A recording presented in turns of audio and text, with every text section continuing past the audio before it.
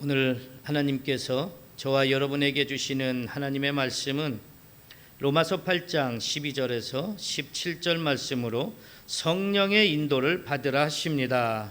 성령의 인도를 받으라 하십니다. 이러한 제목으로 하나님의 말씀을 선포하겠습니다. 이 말씀이 선포될 때 말씀을 듣는 여러분들에게 성령님이 임재하셔서 여러분들의 삶이 성령의 인도하심을 받는 신실한 삶으로 변화되는 역사가 일어나기를 소망합니다. 사랑하는 성도 여러분, 오늘 성령의 감동으로 기록된 본문 말씀을 통하여 하나님께서는 저와 여러분에게 성령의 인도를 받으라 하시면서 세 가지로 은혜의 말씀을 주십니다. 그 은혜의 말씀이 무엇일까요? 첫째로 성령의 인도를 받으면 생명을 얻는다 하십니다. 오늘 성경 본문 말씀 로마서 8장 12절에서 13절에 이렇게 말씀하십니다. 그러므로 형제들아, 우리가 빚진 자로 돼 육신에게 져서 육신대로 살 것이 아니니라. 너희가 육신대로 살면 반드시 죽을 것이로되 영으로서 몸의 행실을 죽이면 살리니. 아멘. 그러므로 이렇게 시작하는 것은 넓게 보면 로마서 8장 1절에서 11절, 좁게는 9절에서 11절 말씀을 통해 성도들이 성령을 쫓아 살면 성령의 인도를 받는 삶을 살 것을 권면하기 위함입니다. 그래서 그러므로 이 말은 너희가 예수 그리스도를 통해 구원을 받아 새 생명을 얻었으므로 하는 이러한 의미가 들어 있다고 볼 수 있습니다. 이렇게 성도는 예수 그리스도의 십자가 죽음으로 인해 죄를 사함받고 새 생명을 얻은 존재가 되었습니다. 그래서 우리가 빚진 자라고 말합니다. 빚을 진다는 것은 좋은 것은 아닙니다. 성경에서도 빚을 지는 것은 좋지 않다고 합니다. 더 나아가서 빚을 지지 말라고 합니다. 그러나 우리가 이 세상을 살아가면서 빚을 지지 않고 산다는 것은 어쩌면 불가능에 가깝다고 볼 수 있을 것입니다. 아마 이 세상을 살아가면서 빚을 한 푼도 지지 않고 사는 사람은 거의 없을 겁니다. 사업을 하기 위해서는 은행에 빚을 져야 하는 경우도 있습니다. 아파트나 집을 장만하거나 또 집을 지을 때 여러 가지 일들을 할 때 자기 돈으로 다 해결할 수 있는 사람이 얼마나 되겠습니까? 그러니 우리의 삶은 빚과 때려야 뗄 수 없는 그런 삶입니다. 어떤 사람들은 빚 때문에 파산을 해서 다른 사람에게 큰 피해를 주고 자신과 가족들도 큰 고통의 삶으로 빠져들게 만들기도 합니다. 이렇게 빚은 싫던 좋던 많은 피해를 주는 좋지 않은 것입니다.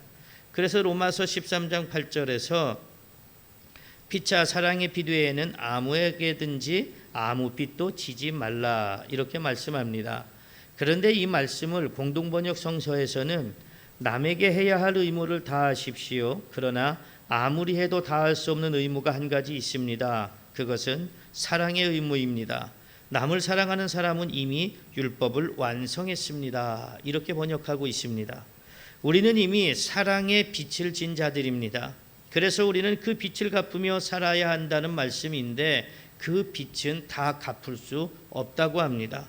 도대체 우리가 무슨 사랑의 빚을 졌길래 그리고 그 사랑의 빚이 얼마나 크길래 다 갚을 수 없다고 말씀하고 있는 것일까요? 그 빚은 예수 그리스도의 십자가 죽으심을 통해 받은 죄사함의 은혜와 죽을 영혼이 영생을 누리게 되는 생명의 은혜를 받은 것입니다. 사람은 한번 태어나면 반드시 죽게 되어 있습니다. 이것이 첫 번째 죽음입니다. 그리고 사람에 따라서는 죄사함을 받지 못해 심판을 받아 지옥에서 영원한 형벌을 받는 두 번째 죽음을 맞이하는 사람도 있습니다. 하지만 두 번째 죽음을 당하지 않는 사람들은 하나님의 나라, 즉 천국에서 영원한 생명을 누리게 됩니다. 하나님은 우리를 너무나 사랑하셨습니다. 그래서 우리를 위해 독생자 예수 그리스도를 보내실 계획을 실행하셨고 예수님 또한 우리를 너무 사랑하셔서 우리 인간들이 두 번째 죽음을 당하지 않게 하시기 위해 하나님의 뜻에 순종하시고 하늘 보좌를 버리고 이 낮고 천한 땅에 육신의 몸을 입고 내려오셨습니다. 그리고 우리의 죄를 대신해 고난을 당하시고 십자가를 지시고 골고다 언덕을 오르셔서 자신이 메고 온 십자가에 달려 피 흘려 죽으셨습니다. 예수님께서 그렇게 죽으심으로 우리는 예수 그리스도를 나의 구주로 고백하고 믿으면 죄사함을 받아 천국 백성이 되는 은혜를 받았습니다. 그래서 이제는 예수 그리스도를 믿는 우리들은 두 번째 죽음으로 인해 두려워하지 않아도 됩니다. 이렇게 우리는 하나님과 예수님께 생명을 빚진 자들입니다.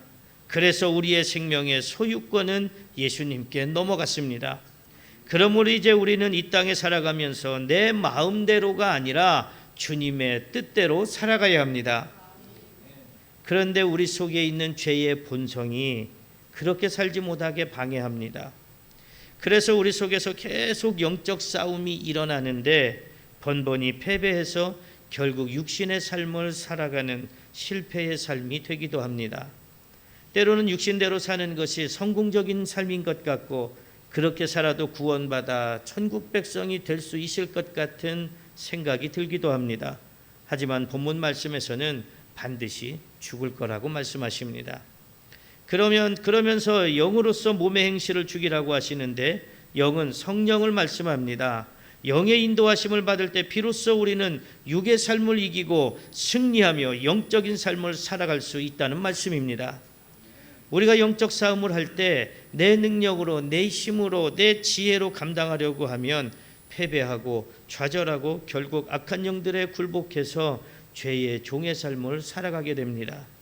하지만 성령 충만을 받아 성령의 인도하심을 받으면 성령께서 힘과 능력을 주셔서 악한 영들과의 영적 싸움을 능히 이기게 하십니다. 그래서 더 이상 죄의 종이 아니라 의의 종이 되어 구원받아 영원한 생명을 누리는 천국 백성이 될 수 있습니다. 사랑하는 성도 여러분, 예수 그리스도의 십자가 희생, 사랑과 희생으로 죄사함 받게 되는 사랑의 빛을 지고 있음을 믿으십니까? 그럼에도 아직 육신대로 죄의 삶을 살고 있지는 않습니까? 여러분들이 예수님께 갚을 수 없는 사랑을 받았음을 온전히 믿어지게 되시기를 소망합니다. 그 믿음은 내 의지대로, 내 생각대로 생겨지는 것이 아닙니다. 성령의 충만을 받아야 비로소 그 사랑을 깨닫게 되고 성령의 인도하심을 따라 살아가는 신실한 신앙인이 될 수 있습니다. 여러분들이 성령의 인도하심을 받아 생명을 얻어 영원한 천국 백성이 되시기를 축복합니다. 둘째로 성령의 인도를 받으면 하나님의 자녀가 된다 하십니다. 오늘 성경 본문 말씀 로마서 8장 14절에 이렇게 말씀하십니다. 무릇 하나님의 영으로 인도함을 받는 사람은 곧 하나님의 아들이라. 아멘. 13절에서 영으로서 몸의 행실을 죽이면 산다. 즉 생명을 얻는다는 것은 하나님의 자녀가 되기 때문임을 말씀합니다. 우리는 예수님을 통해 하나님의 자녀가 되었습니다.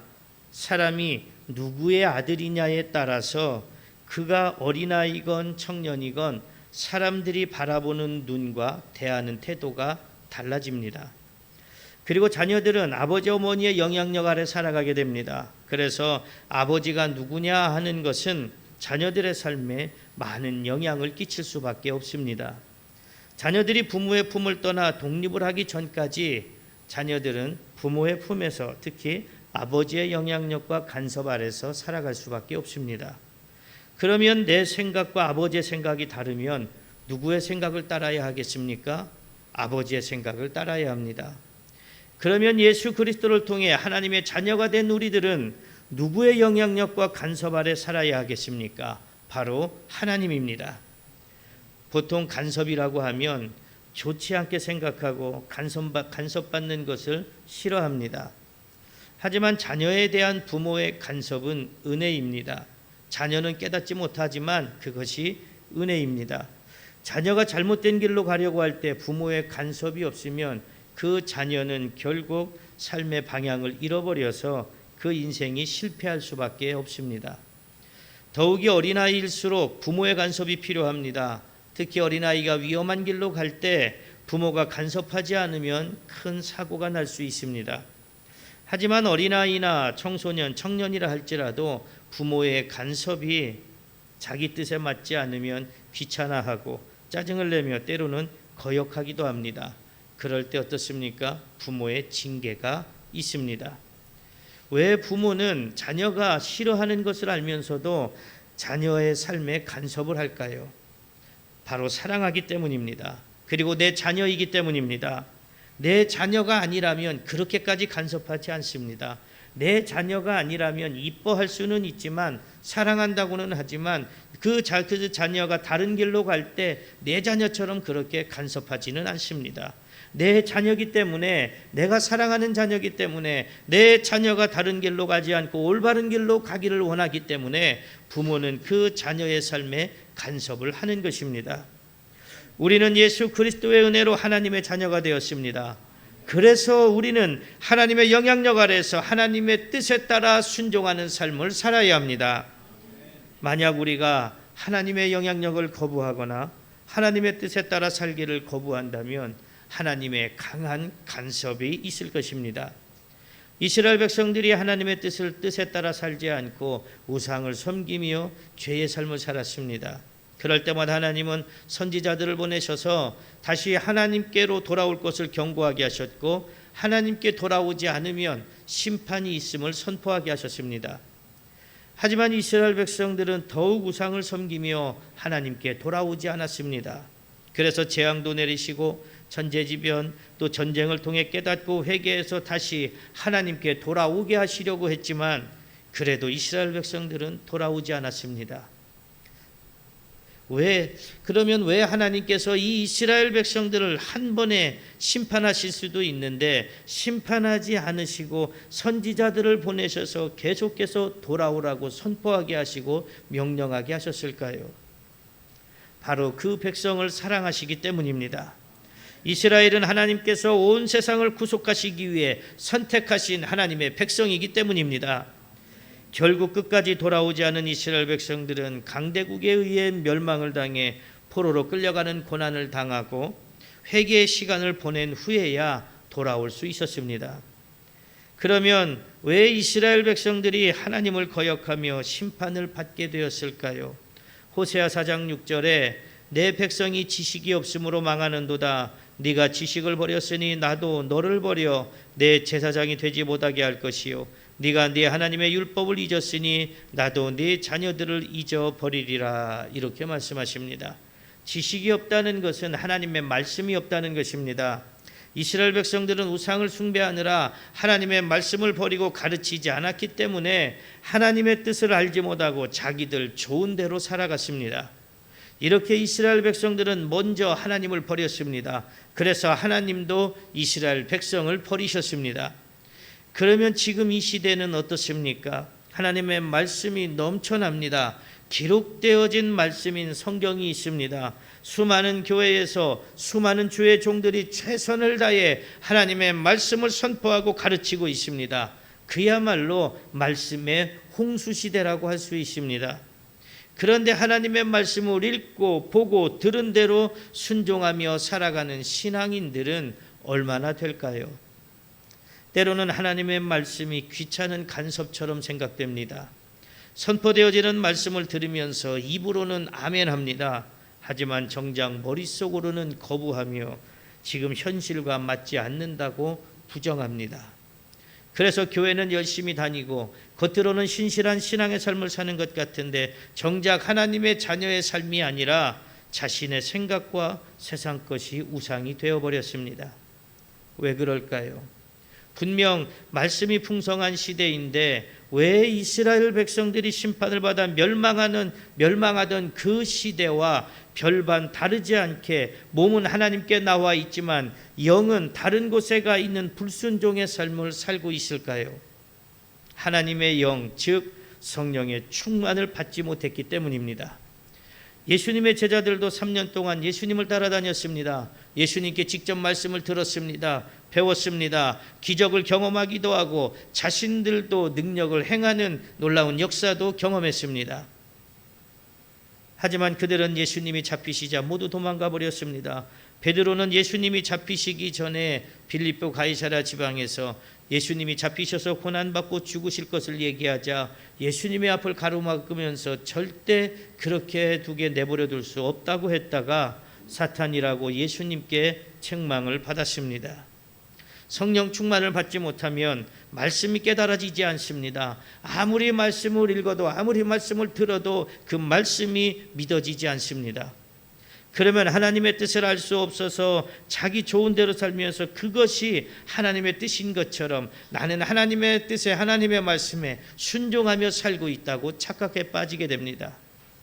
그래서 예수님은 잡히시기 전에 요한복음 14장 26절에서 제자들에게 보혜사 성령에 대해 말씀하시면서 성령이 오시면 예수님께서 가르치고 말씀하신 모든 것이 생각나게 될 것이라고 말씀해 주셨습니다. 부활하신 예수님은 사도행전 1장 4절에서 제자들에게 성령을 받기 전에 예루살렘을 떠나지 말라고 하셨고 8절에서는 성령을 받으면 권능을 받고 예루살렘과 온 유대와 사마리아와 땅끝까지 이르러 증인이 될 것이라고 말씀하셨습니다. 그리고 마가의 다락방에서 기도했던 제자들이 성령의 강력한 임재를 경험하고는 말씀이 알아지고 깨달아지고 굳건한 믿음의 사람들이 되어 목숨을 걸고 복음을 전하는 사명자들이 되었습니다. 비로소 그들은 자신들이 하나님의 자녀가 되었음이 믿어졌습니다. 그래서 자신들의 생각대로가 아니라 아버지이신 하나님의 뜻에 순종하는 삶을 살았습니다. 그리고 하나님의 자녀의 삶을 살았던 사람들을 성령께서 친히 하나님의 자녀라고 하나님께 증언해 주신다고 본문 16절에서 말씀하고 있습니다. 사랑하는 성도 여러분, 예수 그리스도를 통해 하나님의 자녀가 되는 권세를 얻게 됨을 믿으십니까? 예수 그리스도를 믿어 하나님의 자녀가 되셨습니까? 하나님의 자녀된 여러분들은 하나님의 뜻에 순종하며 살고 계십니까? 오늘 여러분들이 하나님의 자녀되는 길은 오직 예수 그리스도를 믿는 길밖에 없다는 사실을 믿으시기 바랍니다. 예수 그리스도를 믿어 하나님의 자녀가 되어 자기 좋은 대로가 아닌 하나님의 뜻을 깨닫고 그 뜻에 순종하는 신실한 신앙의 삶을 살아가시기를 소망합니다. 그래서 여러분들이 하나님께 자녀로 인정받아 마지막 때 천국 백성이 되어 영원한 생명을 상급으로 받게 되시기를 축복합니다. 셋째로, 성령의 인도를 받으면 고난도 받는다 하십니다. 오늘 성경 본문 말씀 로마서 8장 17절에 이렇게 말씀하십니다. 자녀이면 또한 상속자 곧 하나님의 상속자요 그리스도와 함께한 상속자니 우리가 그와 함께 영광을 받기 위하여 고난도 함께 받아야 할 것이니라. 이렇게 말씀합니다. 하나님의 자녀이면 하나님의 상속자라고 합니다. 다시 말하면 하나님의 것이 다 내 것이라는 말씀입니다.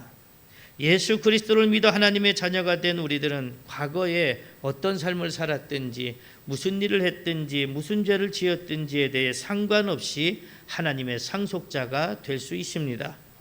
사도 바울은 사울일 때 예수 믿는 사람들을 잡아가두고 죽이고 교회를 무너뜨리는 것이 하나님의 뜻이라고 생각해서 열심히 교회를 핍박하고 예수 믿는 사람들을 잡았습니다. 그러다 보니 사울의 이름만 들어도 사람들은 공포에 떨었습니다. 그런 사울이 다메섹으로 예수 믿는 사람을 잡으러 갈 때 부활하신 예수님을 만나고 성령 충만을 받음으로 하나님의 자녀로 변화되었습니다. 이제는 예수 믿는 사람들을 잡으러 다니는 교회의 핍박자가 아니라 예수 그리스도의 복음을 전하며 교회를 세워가는 사명자가 되었습니다. 그러나 과거의 사울은 스데반 집사가 성령 충만하여 하늘을 보며 하나님과 예수님을 보게 되었을 때 그 스데반을 죽이는 일에 앞장섰던 자였습니다. 스데반이 군중들에게 하늘이 열렸다, 그곳에 하나님이 있고 예수님이 있다라고 말을 하자 그들이 스데반을 성 밖으로 끌고 가 돌로 쳐 죽이는 사건이 있었습니다. 사도행전 7장 58절에 보면 사람들이 스데반을 돌로 치기 위해 그들의 겉옷을 벗어 사울이라는 청년의 발 앞에 두었다고 합니다. 유대 율법에 따르면 신성 모독으로 돌을 던질 때 증인들이 먼저 돌을 던져야 했습니다. 돌을 던지기 위해서는 힘이 필요합니다. 그냥 살짝 던지는 게 아니라 이 돌로 저 사람을 맞춰서 저 사람을 죽여야 하니까 얼마나 힘있게 돌을 던져야 하겠습니까? 그래서 힘을 쓰기 위해서는 거추장스러운 겉옷을 벗는 것이 더 쉬웠을 것입니다. 그래서 그들은 겉옷을 벗었고 그 겉옷을 사울의 발 앞에 두었습니다. 왜 사울의 발 앞에 자신들의 겉옷을 두었을까요? 당시의 겉옷은 소중한 소지품이기도 했고 때로는 담보물이 되기도 했습니다. 그런데 그것을 사울의 발 앞에 두었다는 사실은 사울이 이 처형의 감독자 또는 책임자 중 한 명이었다는 것을 시사하기도 합니다. 사울은 단순히 그 사람들이 벗어놓은 겉옷을 보관하는 역할을 넘어서 이 처형이 합법적으로 진행되고 있음을 보증하는 권위의 자리에 권위 있는 위치에 있었을 가능성이 큽니다. 그때 사울은 스데반의 죽음을 보면서 어떤 생각을 했을까요? 참 잘 죽는다. 죽어 마땅하다. 나는 이 일로 인해서 하나님께 더 칭찬을 받겠지. 이런 생각을 하지 않았겠습니까? 그런데 예수님을 만나고 성령 충만을 받고 보니 자신은 누구보다 큰 죄인이었고 괴수였음을 깨닫고 자기는 죄인 중에 괴수였다고 고백했습니다. 비로소 스데반이 말했던 하나님과 예수님이 하늘에 계신 그 말이 생각났을 것입니다. 그리고 그제서야 천국이 온전히 믿어졌을 것입니다. 하지만 하나님은 바울을 벌하지 않으셨습니다. 그도 하나님의 양자가 되어 하나님의 상속자가 되었습니다. 세상에서 재벌들이 자녀들에게 자기의 재산, 자기의 회사를 상속할 때 아무 준비도 되어 있지 않은 자녀들에게 상속해 주지는 않습니다. 자신의 재산과 회사를 상속받을 수 있는 자녀들로 키우기 위해서 온갖 교육을 시키고 보통 사람들과는 다른 삶을 살게 하는 것을 보게 됩니다. 아마 그런 교육을 받고 보통 사람들과 다른 생활을 할 때 때로는 힘들고 괴롭고 지칠 때도 있었을 것입니다. 하지만 그 과정을 잘 이기고 준비된 사람은 드디어 아버지의 재산과 회사를 상속받아 부와 명예와 권력을 누리게 됩니다. 그렇듯 우리도 하나님의 상속자로 하나님의 것을 상속받기 위해서는 그런 고난의 과정들이 있습니다. 하나님의 자녀가 되어 상속자가 되는 것은 아무나 되는 것이 아닙니다. 예수 그리스도를 믿어야 됩니다. 그러나 믿는다는 것은 그저 시계추처럼 아무 목적 없이 아무 생각 없이 교회만 왔다 갔다 하는 것을 말하는 것이 아닙니다. 말씀대로 살아야 하고 주님의 몸된 교회를 위해 헌신하며 충성해야 하고 주님의 복음을 위해 고난도 마다하지 않고 감당하는 삶을 사는 것을 말합니다. 그래서 그 삶을 통해 예수 그리스도가 나타나야 비로소 하나님의 자녀로 상속자로 인정받게 됩니다. 예수님은 마태복음 28장 20절에서 하나님이 예수님께 하늘과 땅의 모든 권세를 주셨다고 하셨습니다. 분명 예수님은 하나님과 동등된 분이시고 천지를 창조하시고 주관하시는 분이시지만 그 권세를 온전히 이루시기 위해 이 땅에 오셔서 십자가의 고난을 당하셨습니다. 예수님의 제자들이 성령 충만을 받았을 때 그 모든 사실이 깨달아지고 믿어졌습니다. 그들은 이제 어떻게 하나님의 상속자가 되는지를 온전히 알게 되었습니다. 그것은 예수님의 명령대로 이 세상에 예수 그리스도의 구원의 복음, 십자가 복음을 전하는 것입니다. 그래서 어떤 고난을 당해도 죽음의 두려움 앞에서도 담대히 복음을 전했습니다. 고난이 두렵지 않았습니다. 죽음이 두렵지 않았습니다. 스데반이 보았던 천국을 믿었고 그 천국은 이 세상 무엇과도 바꿀 수 없는 것이기에 목숨을 다해 복음을 전하며 당하는 고난을 통해 하나님 나라의 상속자가 되어 천국에서 영원한 생명과 평안을 누리고 있습니다.